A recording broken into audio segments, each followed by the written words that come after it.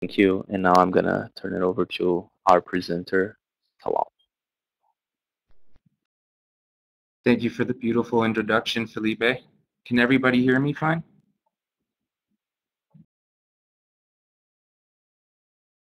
Cool. Well, it sounds like everyone could hear me pretty good. First thing I want to mention is that I am not Daniel Shattuck.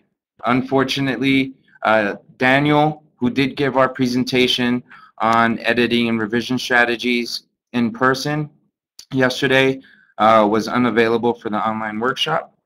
So I'm going to be filling in with him working off of his PowerPoint.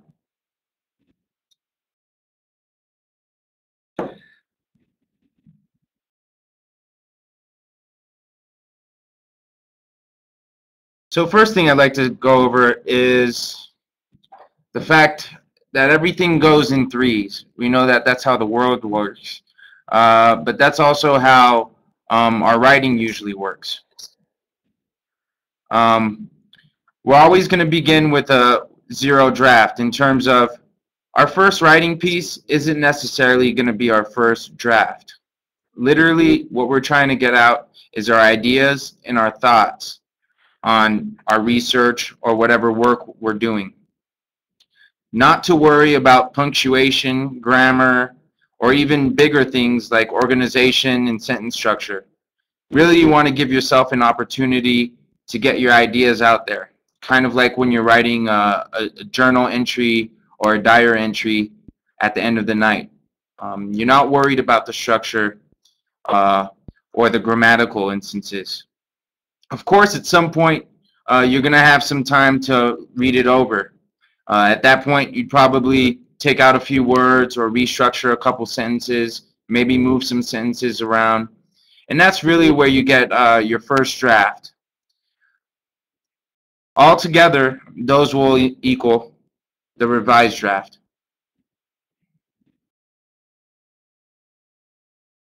So today is a quick presentation that Daniel put together again on editing and revision strategies.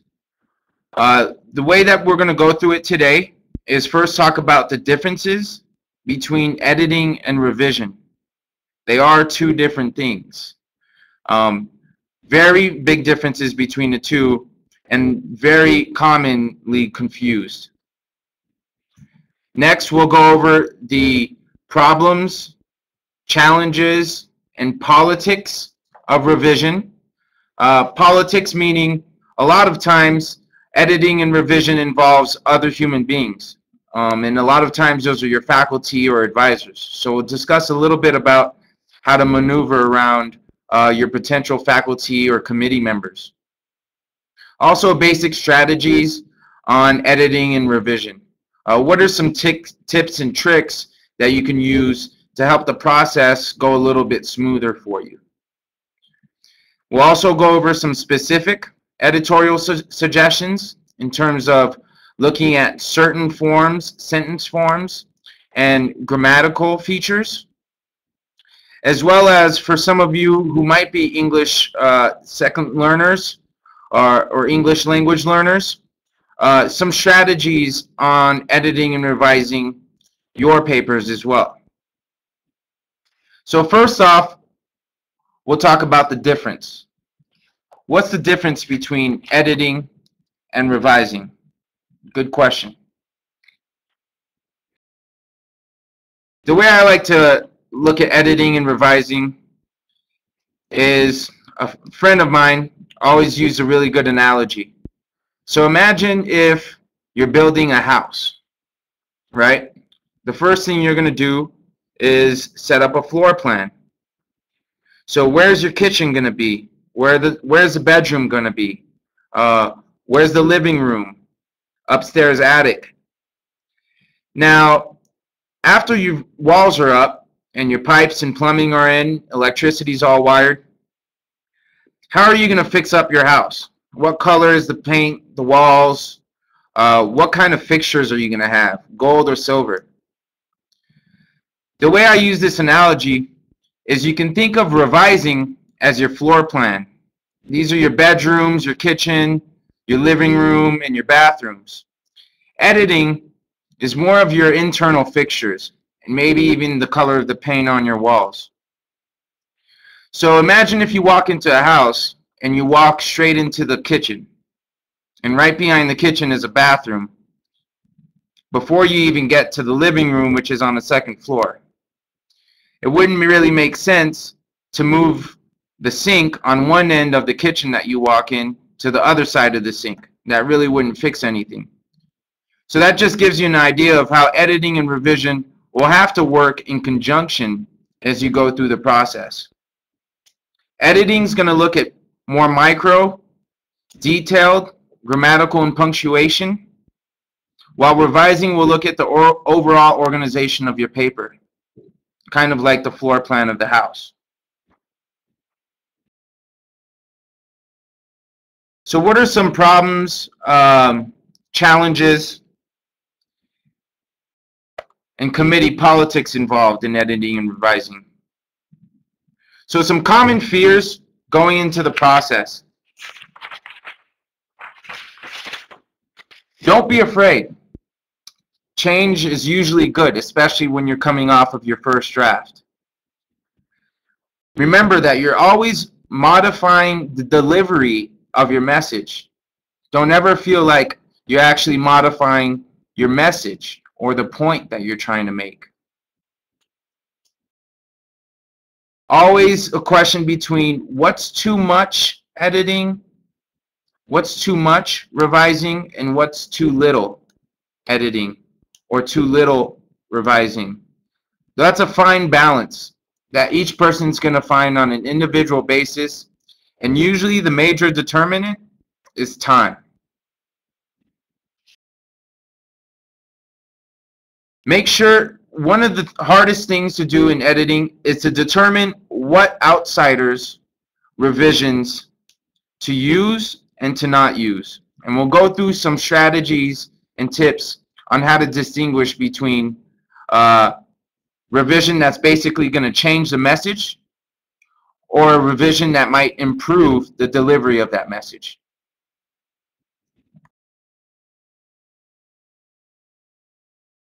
One of the major challenges in transferring from the writing stage to a editing or revising stage as a reader is time. Let time do the work for you. Take a break after writing, a couple days if at all, if possible, or a couple hours if you're me and working at the last second. One of the tricks that I like to use is after writing a paper, perhaps going directly to the small grammatical mistakes that don't really matter, that are pretty easy to catch. That'll get your mind off the actual paper and the content of what you're trying to get across, and maybe even help you transition into the reader mode. Remember that if you do receive conflicting feedback, it's your decision on what feedback to accept or to reject. All feedback is good feedback. You don't have to use it though.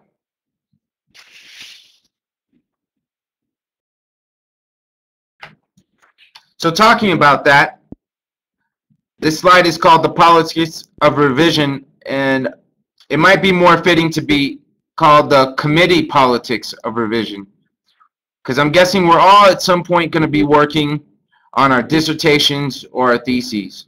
And these are major projects, and our committee members are there to advise us and to guide us as we go through the process, because for most of us, these projects of these at this scale is our first shot. One thing that you always want to keep in mind is that your committee members are there to guide you and advise you, and not to control or mold your message. Make sure that any of their feedback before accepting it makes sense to you. If it doesn't, leave it out or ask for further explanation from your committee member. If you choose not to accept feedback from a committee member as you're writing your dissertation or thesis, make sure that you have a good idea of why you're not accepting their feedback, or why you're not making that revision or change that they're asking you to make. Because at some point you are going to have to argue that point with them, and it is going to have to make sense. Don't get defensive when you get a lot of feedback. Always think of it as positive, and like I said, it's up to you whether or not you keep it. And if you don't, it's always helpful to explain why. So now we'll go over some basic strategies for editing and revising as you go through the process.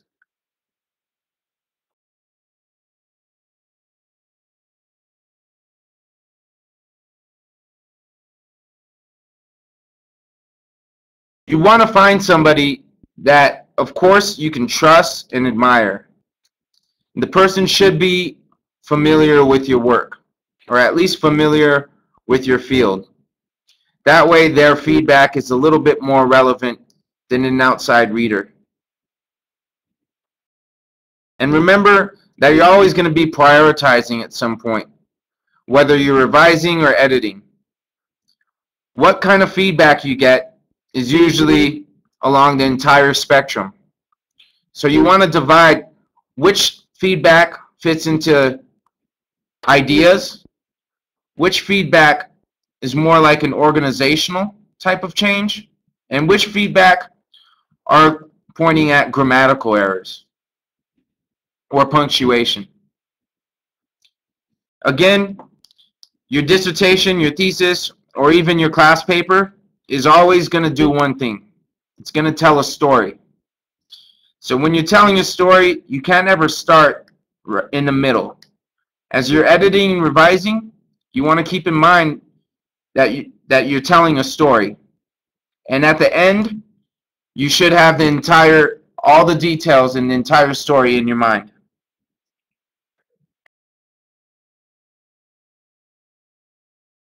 Always have a plan. Well, most of the time have a plan, I would say, especially for the major projects, the dissertation and theses. For small class papers or papers shorter than 5 pages, I wouldn't necessarily say that you should have a plan in terms of a outline plan before you start the process, but maybe have some basic strategies on working on your grammatical work features, for instance, or moving out and looking at the organization of your paper in terms of introduction, body, conclusion, paragraphs, the order of paragraphs. Allowing time does its work, and it does wonders, especially time between drafts. Want to keep in mind that a couple days or even a week or a couple weeks will bring an entire new perspective to your paper as you reread it. The introduction and conclusion should make sense all alone. The body of the paper should be supportive and not necessarily dependent on the introduction and conclusion.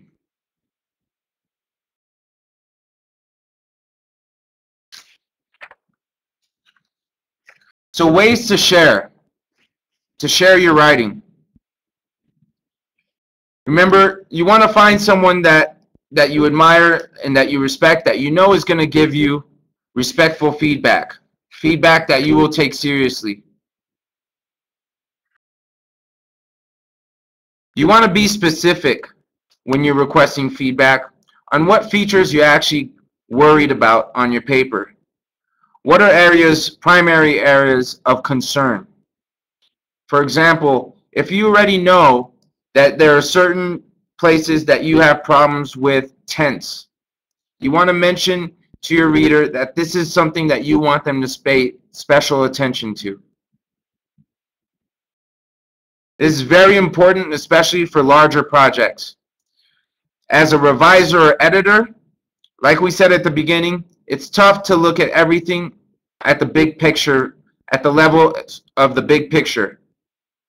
So being able to focus on a few components, whether it's grammar, punctuation, organization, or structure, is always helpful, even for your readers. Another great resource is writing groups. And here, through the Graduate Resource Center, we do have writing groups that our graduate consultants facilitate. We're currently accepting applications for students who are looking to join writing groups, or for writing groups that are already set up and can use some help with facilitation and communication. Please visit our website at unmgrc.unm.edu and click on the Writing Groups tab to get more information.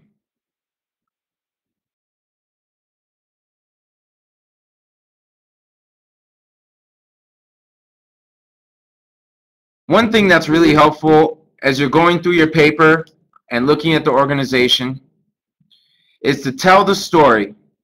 But not only telling the story backwards will help you find the missing links. You could do this by using a strategy called reverse outlining. So normally you would have set up, especially for bigger projects, an outline at the outset. You can use that same exact outline and set it up backwards. As you read backwards, you might find some gaps in connecting one topic to another. One thing that is always helpful, even for smaller projects like class papers, is using subheadings. It's a trick that I like to use a lot. You don't necessarily have to keep the subheadings in your paper. They are a facilitation tool in terms of organization, and you can take them out afterwards. Really, it's to help you tell the story and allow you to keep in mind the framework as you write. Of course, remember, grammatical issues are easy, so you leave them at the beginning or at the end. Use them as a tool because those are the most easy things to change.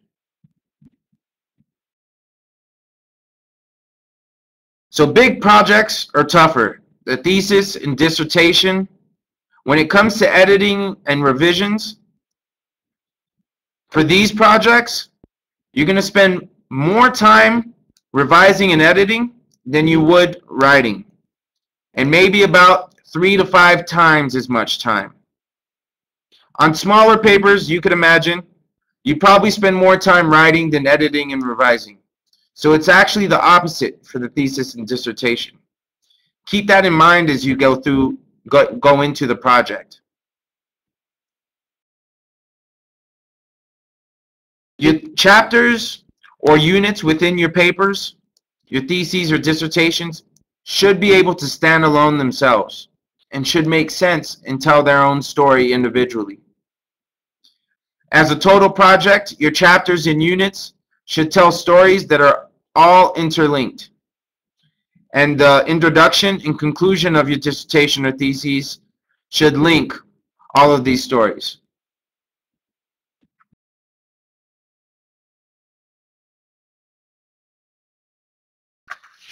Again, back to the rule of 3. Writing has a lot of 3s in it. So as we had said, you have your free writing process, your first draft, editing, and then you might have a revised draft as a product. Now that's your actual first draft that you might be submitting to your committee. Another rule of 3 is the intro, body, and conclusion. These are things that we're taught about in English 101. But remember what you're doing. You're going to tell what you're about to tell them. Then you're going to tell it to them. And then you're going to tell them what you just told them.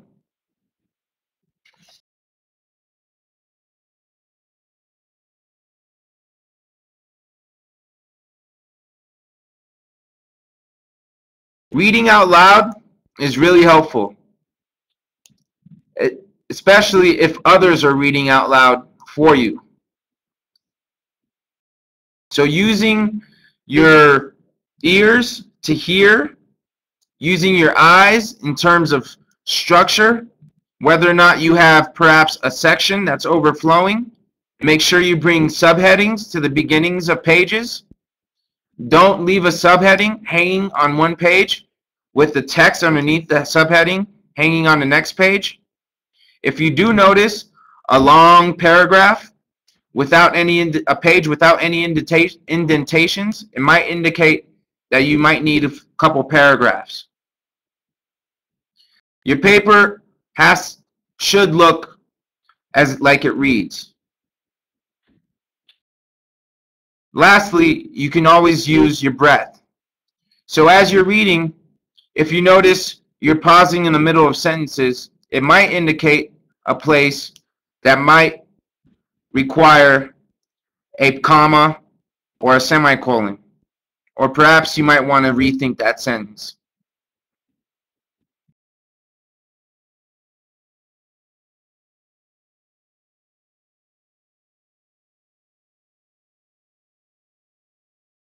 Some other strategies are, of course, learning about yourself. What are the things that you know that you are struggling with? For me, I struggled a lot with past tense, or with tense in general, trying to maintain tense throughout my paper. And a lot of times that was because I would work on a section, leave, come back with a different perspective, and continue on my paper. So make sure that you notice certain mistakes that you repeat. Those will help you as you go through the editing and revising process. Of course, keep a dictionary and thesaurus in hand, but please don't make the same mistake as I have and a lot of my friends have in using some words in a thesaurus that don't necessarily fit the definition of where we're putting them. Make sure that it makes sense. And lastly, don't be afraid to get professional help, especially with dissertations and theses. These are long, major pieces of work that are large projects and might require perhaps even a paid professional individual to review and edit the document. It is not uncommon for dissertations or theses to be professionally edited. Some specific suggestions.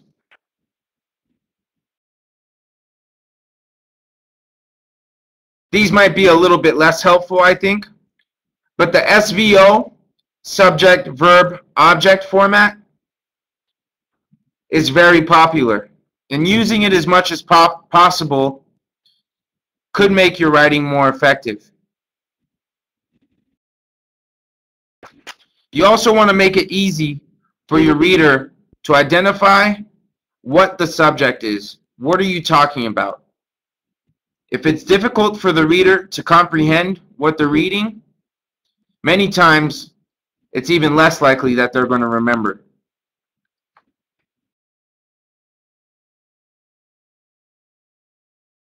Now, avoiding weak verbs. One trick I like to use, you might notice, we have to be and have in quotations. Using Microsoft Word, if you click on the Find option, you could actually click in to be or have, go to all the sections in the paper that have those two words or word in there, and see what possible active verbs you can replace them with. It's a very simple thing that'll make worlds of change in your writing. Remember, if you're using a thesaurus, make sure that the definition and the word fits.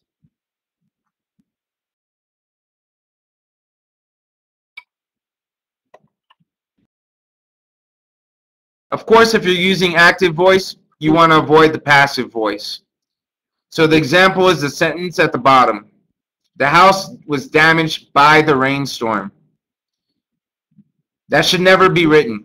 It should be the rainstorm damaged the house. Therefore, if you find, for example, by the, another trick you can use using the find feature on Microsoft Word, you can replace or even just delete.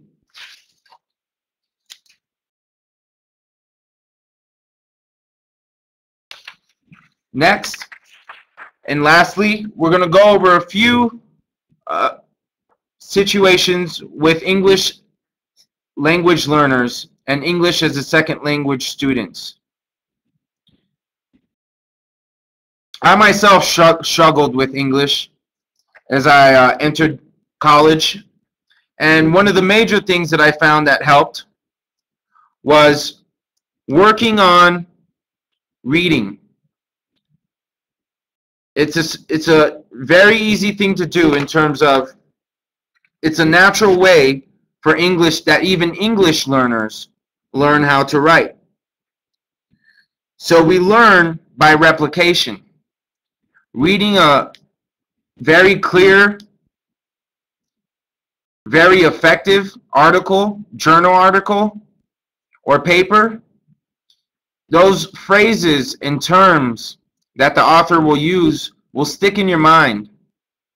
Make sure that you use those, and when you do get stuck, refer to the more successful versions of these journal articles and papers to help you in structuring your sentences.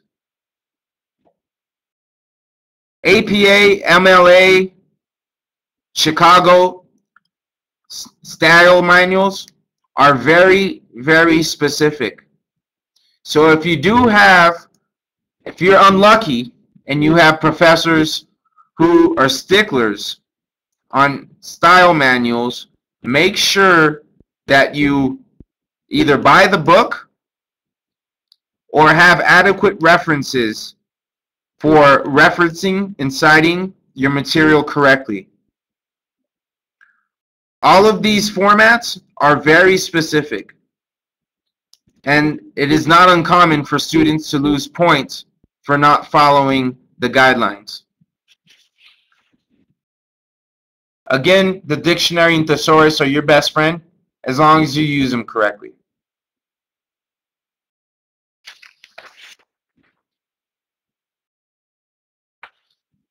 So you always want to prioritize or fix probably the most important problems first and work on the other problems.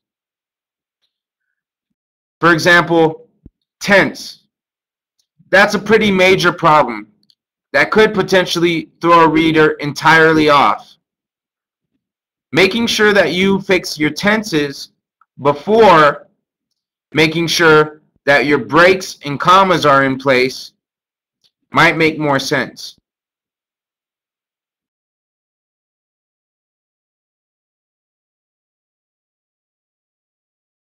Another way is, of course, having someone else read your paper. If you're using grammar or language that is confusing, that makes sense to you, a lot of times the only way to identify those small pieces are to have somebody else read it.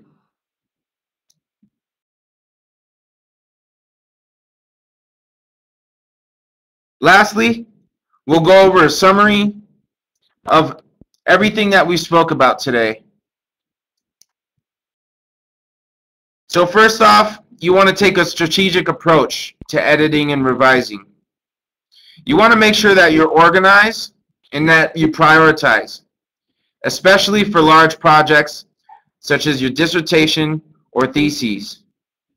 These are going to require a much more organized approach than your class papers. Remember the rooms in the house and the fixtures and the floor plan. Make sure that you're always moving from macro to micro, big to small. The structure of your paper and the flow are going to make a larger impression on a reader than a missed comma or a misspelt word. Of course, be self-aware. If you know that you struggle with certain aspects of writing, focus on those aspects during your editing and revision. Not only will you get stronger in these aspects, but you'll also be able to identify major flaws by simply prioritizing what you're looking for. And of course, always seek help. Ask your professors, ask your friends, or come here to the Graduate Resource Center. But remember, all the feedback you get is yours, and it's up to you whether or not you accept it. Thank you very much, and thank you to Daniel who put this together, and I hope it was helpful for everybody. I guess we're ready to take some questions. I just want to take a moment to show you guys the two handouts that Talal mentioned in his presentation. So, Oh yeah, revising and editing. So there's like a bit more general suggestions for revising, and then we have a specific one for language learners, and it's this one. This one has a lot of specific information for language learners, English language learners. And both of them are available for download in the files window, which you can see again now. And we're open for questions.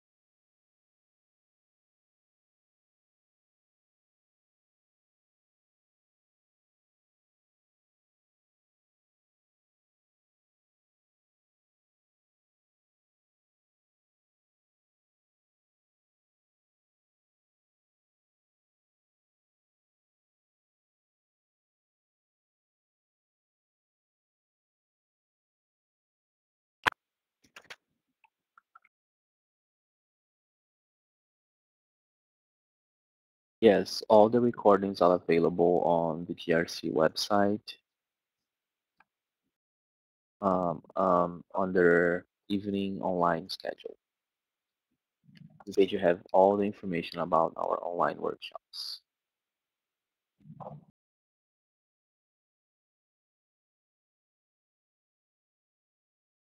Yes, Hope. I am uploading the past presentation materials right now, so you can look within the next few days, and you might find materials for all the presentations. Feel free to answer questions orally if it's easier for you. Yeah, I just realized I could do that, huh? So Keith asked a good question in terms of when to begin editing and revising.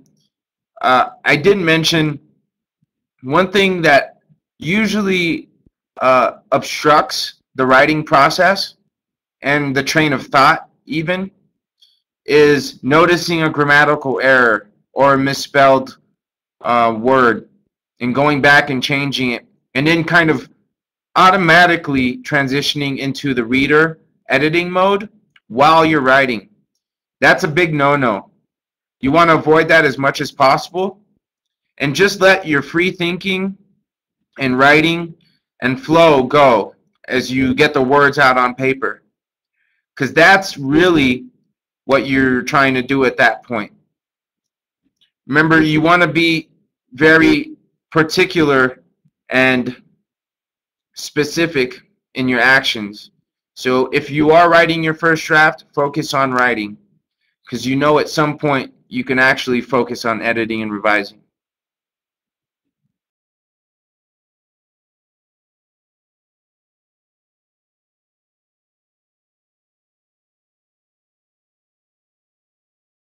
Oh, Daniel's right, not me.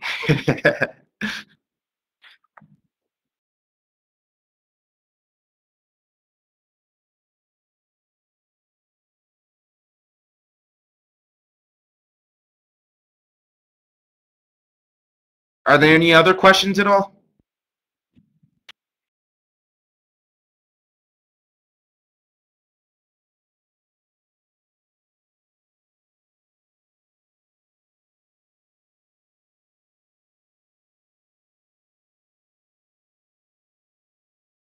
Thank you for joining us. I'm glad this was helpful for you.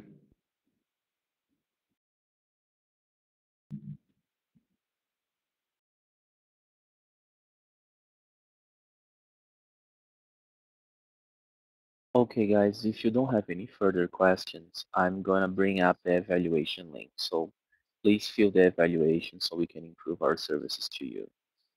Just look for the evaluation link on your browser now. I'm also adding it to the chat window. So please don't forget to fill in the evaluation. We really appreciate it, guys. And thank you, Felipe, for being such a good moderator. No problem. And I'm stopping the recording